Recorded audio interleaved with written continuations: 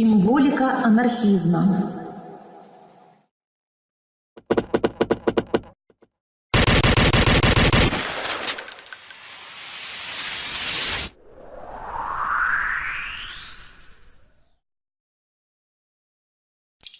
Испокон веков, с незапамятного и таинственного момента зарождения любознательного человечества, в силу тех или иных обстоятельств размеренно появлялась и исчезала различная символика, используемая для выражения особых идей, понятий или чувств на протяжении многих и многих тысячелетий. Не обошлось ее общечеловеческое пристрастие и такое исторически обусловленное философское течение, как анархизм, со временем обросший разного рода идеологическими движениями и их ответвлениями, неустанно пытающимися определить верный путь к достижению конечной цели – установлению справедливого безвластного общества. Практически невозможно в коротком повествовании отобразить всю символику, использовавшуюся анархистами в разные периоды развития своего философского течения. Поэтому рассмотрим лишь самые яркие и броские образцы весьма пестрой и вовсе неоднозначной анархической символики.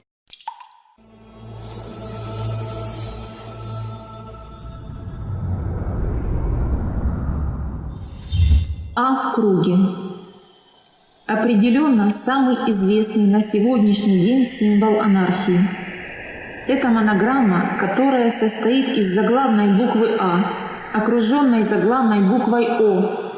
Буква А происходит от начальной буквы слов «анархия» и «анархизм» в большинстве европейских языков, которая одинаково выглядит как в латинском шрифте, так и в кириллице. Буква О означает «порядок». Вместе они означают «анархия» – «мать порядка», воплощающая в символическом олицетворении знаменитую фразу Прудона.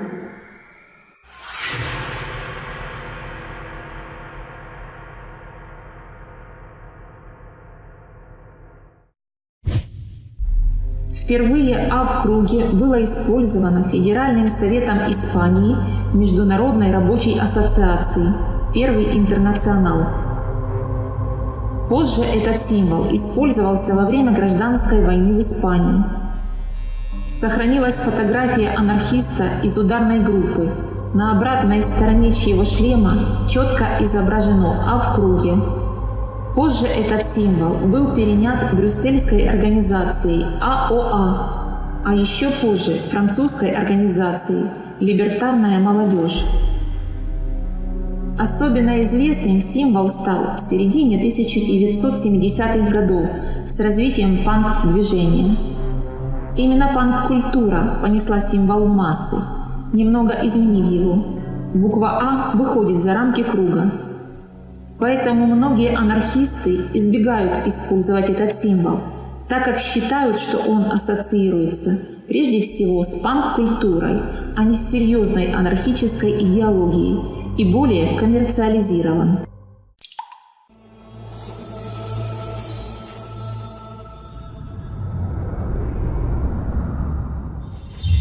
Анархический Черный Крест. Главной задачей организации «Анархический Черный Крест» является ликвидация всех тюрем. Она впервые возникла в царской России как организация, поддерживающая политических заключенных. Их символом является Черный Крест, увенчанный сжатым кулаком, символом, также связанным с анархизмом, отрицанием власти. Кулак также означает «союз», так как слабые пальцы, объединяясь, образуют сильный кулак.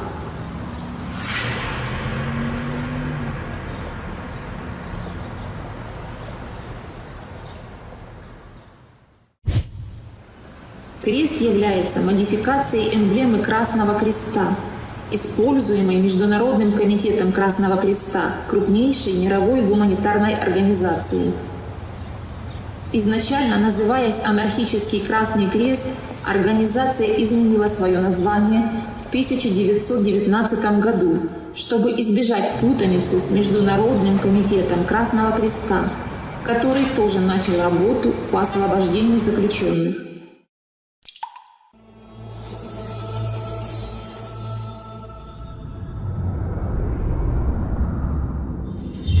Черная кошка. Черная кошка, как правило, с выгнутой спиной и выпущенными когтями, тесно связана с анархизмом, а особенно с анархосиндикализмом. Дизайн символа был разработан Ральфом Чаплиным, игравшим значительную роль в организации «Индустриальные рабочие мира». Символ призывает к диким стачкам и радикальному унионизму.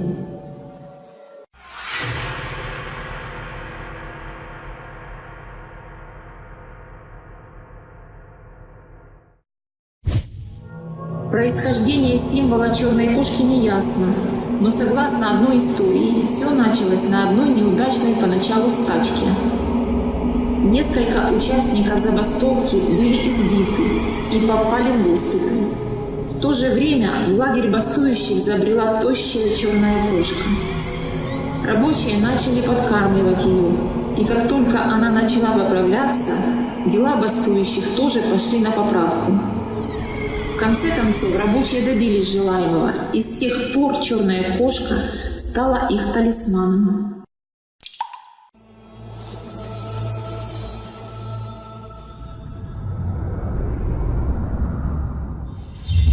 Деревянный башмак использовался анархистами как символ в XIX и начале XX века. Сейчас этот символ почти забыт. Слово «саботаж» предположительно происходит от французского названия деревянного башмака «сабо». Так называлась тактика голландских профсоюзных деятелей, бросавших деревянные башмаки в механизмы фабричных станков, вызывая тем самым остановку их работы.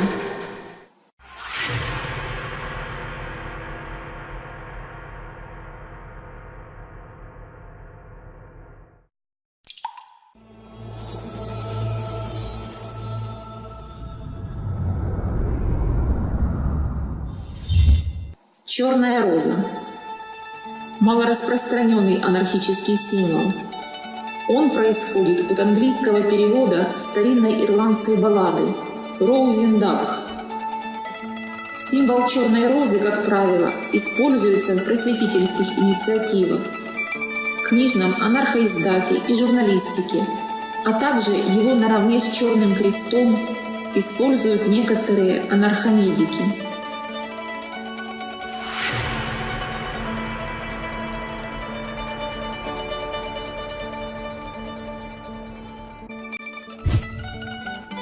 Одним из популяризаторов этого символа является Лиз Хайлиман. Также черная роза присутствует на эмблеме анархической книжной ярмарки Сан-Франциско и анархической библиотеки Портленда, Орегон.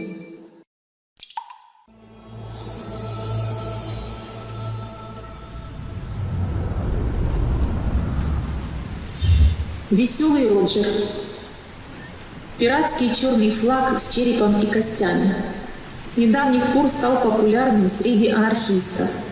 На многих пиратских судах была установлена демократия. Пираты же, по преданию, основали первую и единственную анархистскую пиратскую республику – Либерталию на острове Мадагаскар. Анархисты утверждают, что им импонирует пиратская любовь к свободе и справедливости. И именно поэтому они используют пиратский флаг.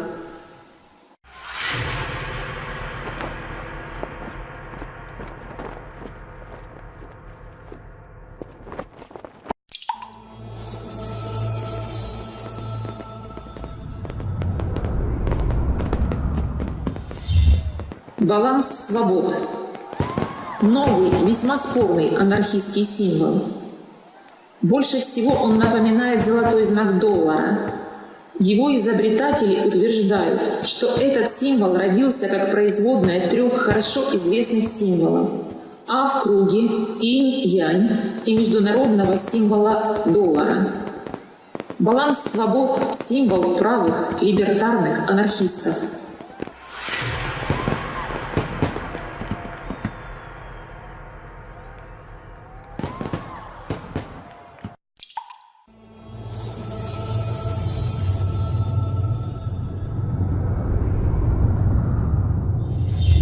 Ешь богатых.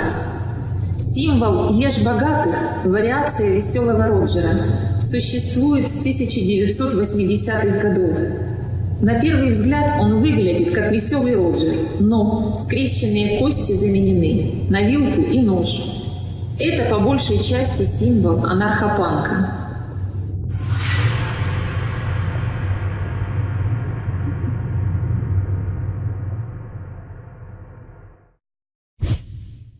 Слоган «Ешь богатых» был популяризирован среди анархопанковского общества благодаря одноименной песне «Motorhead», выпущенной в 1987 году, написанной для одноименного фильма Питера Ричардсона, а также одноименной песни группы Aerosmith с альбома «Get a Grip» 1993 год. В Рунете фраза «Eat the rich» иногда переводится как «жри буржуев», но употребляется в массы редко, так как имеет более грубую форму.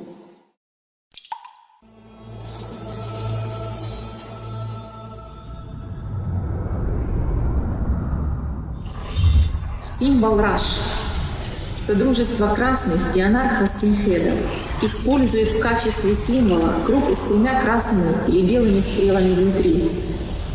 Стрелы обозначают свобода, равенство, взаимопомощь. Символ трех стрел появился в начале 1930-х годов в Германии как эмблема Железного фронта.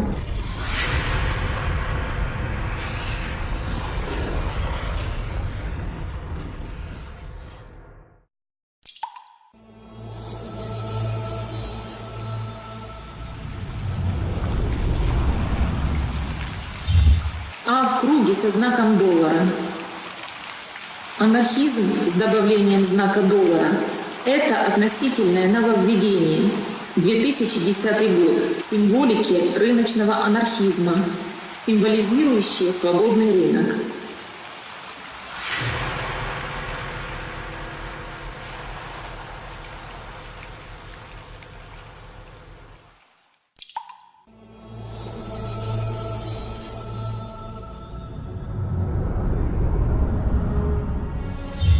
Волюнтаристская В.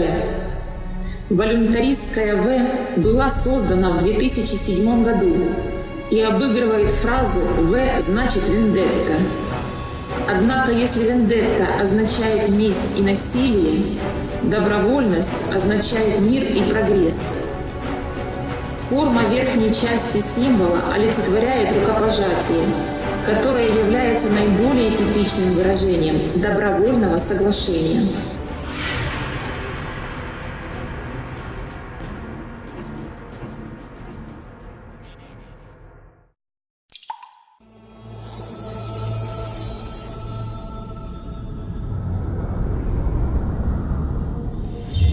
Символ А3 означает агора, анархия, активность. Является словом греческого происхождения, обозначающим открытый рынок. Символ агористов основан на знаке А в круге, которому справа вверху добавляется цифра 3. Таким образом, этот символ одновременно является отсылкой к лозунгу агористов «Агора, анархия, активность» и к названию организации.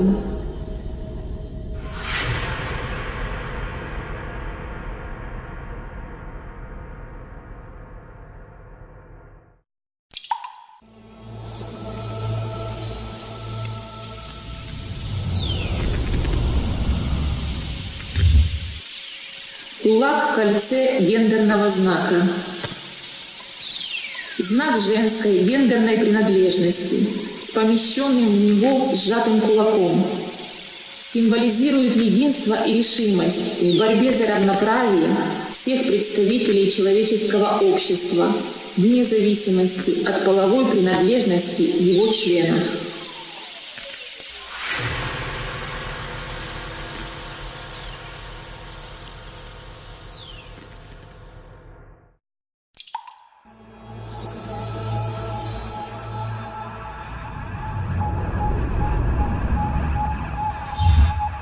Звезды. Анархические организации часто используют звезды в качестве символов. Они обычно либо черного или красного цвета, либо разделены диагональной линией на два сектора – черный и красный, черный и зеленый, черный и пурпурный и так далее.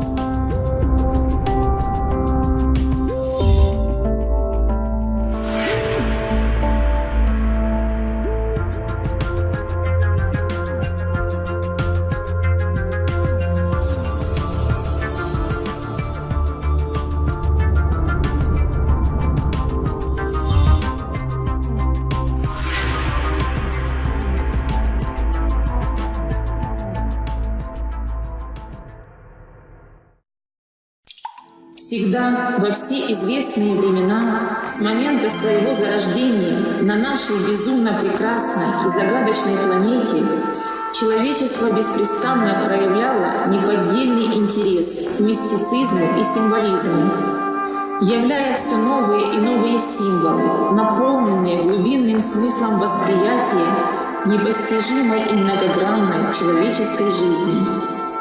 Никто в этом мире, ни один мудрец, проживающий на белом свете, никогда не скажет, сколько было и сколько еще будет изобретено таинственных знаков, сопровождающих жизнь каждого человека на протяжении всей его жизни, с торжественного момента его рождения и до скорбной гробовой доски его кончины.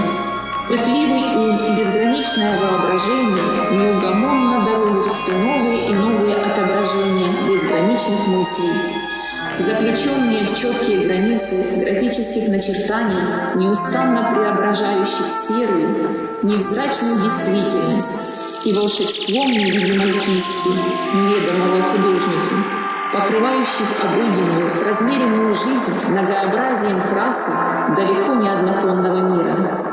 Чему немало способствует и многоцветная панорама анархической символики, носящая немалый вклад в дело развития неугомонного человеческого общества.